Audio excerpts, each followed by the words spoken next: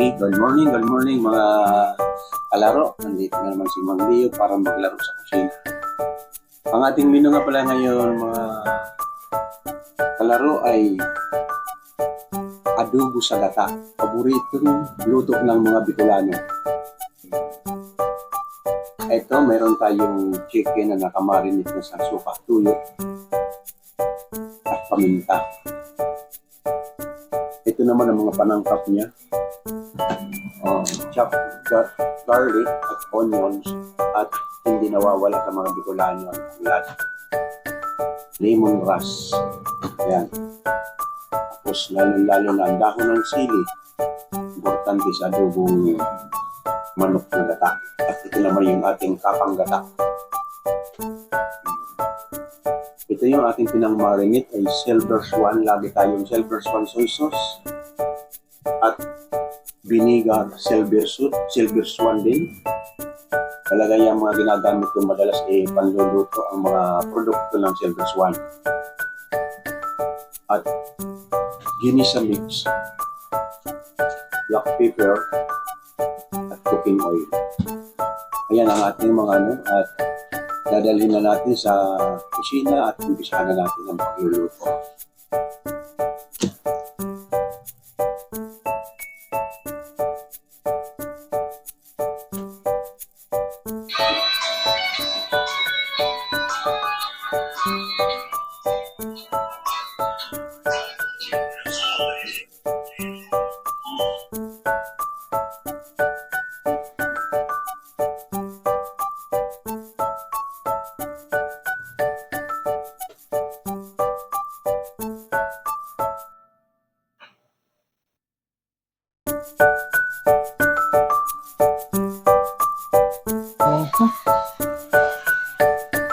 Nagsimula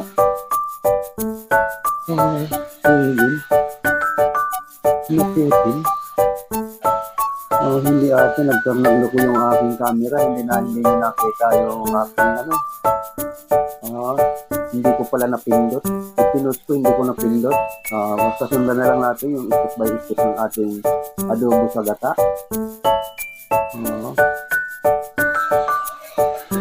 Yan. Pinakita ko sa inyo ay dinifry muna natin yung chicken para matanggal yung tubig sa katawan ng manok. At saka nilagay na natin doon sa dinisa natin na bawang sibuyas. Yung ulit-ulit na ito ng samba. Nilagay na natin yung mga sangkap, tanglad, pampabango. Ayan. 10 minutes, luto na yung ating adobo sa gata.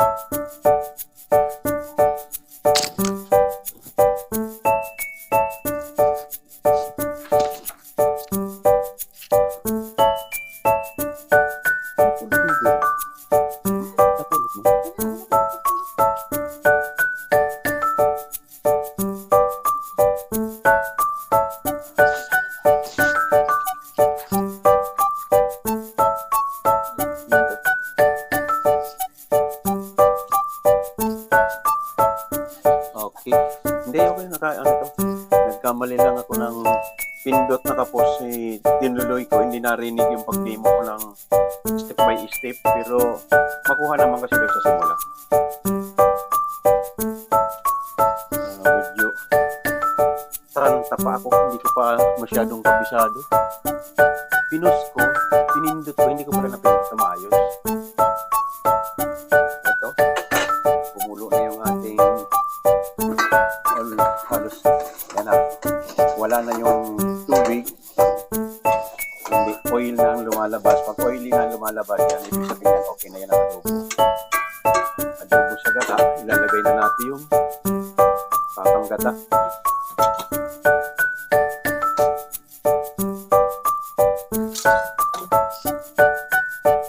Ilagay ko na yung patang gata.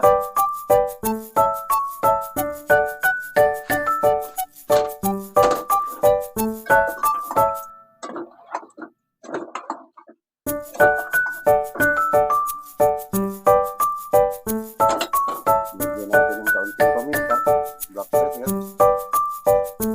Kahit narinig na natin may black pepper, pero additional, tapos kaunting Vitamix.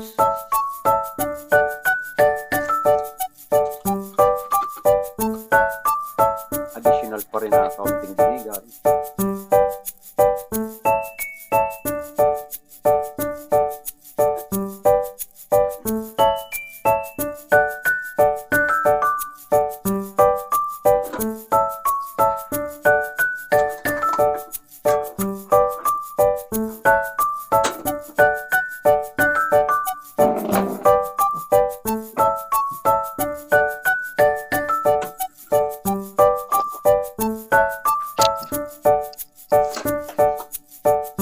Na natin yung ating dahon ng sili.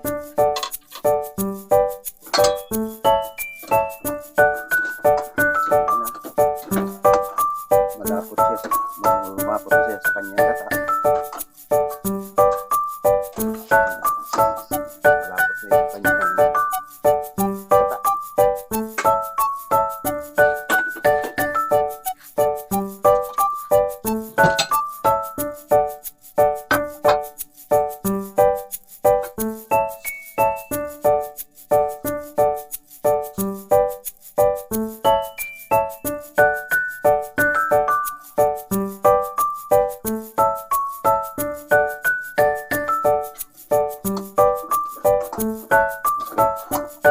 Ganyan lang kadali ang ating chicken adobo sa gata. Okay, tapos na.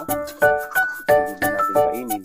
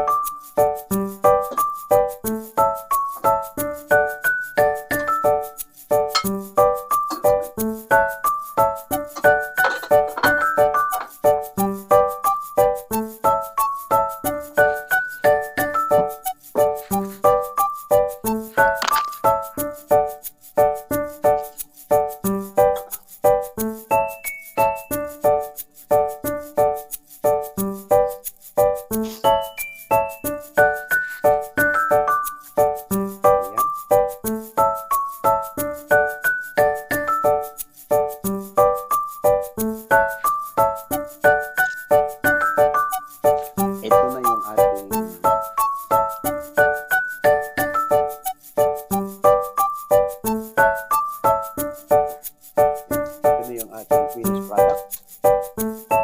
Adobo sa gata. Napakadali lang natin gawin ang pang-ulam. Yung mga hindi pa marunong, okay lang sa marunong na madali lang sa kanila. Pero yung mga aral pa, sundan lang natin yung gusto matutong magluto, sundan lang natin yung ginawa ko sa Facebook. Sabi ko sa inyo, mayroon na kayo pang mamalaking alam na luto. Ito, simpleng luto lang ito. Talagang tunay na Pilipino po, lalo-lalo na especially sa mga Bicolano. Kaya hindi lang ko naglagay ng sili kasi bawal sa akin ang sili. Pero ang karamihan talaga ng adobo sa gata, basta may gata, karamihan talaga umuusok sa anghang. Kaya lang hindi ako naglagay. Bawal sa akin. O, yan ang mga magandang umaga ulit sa inyo mga manonood.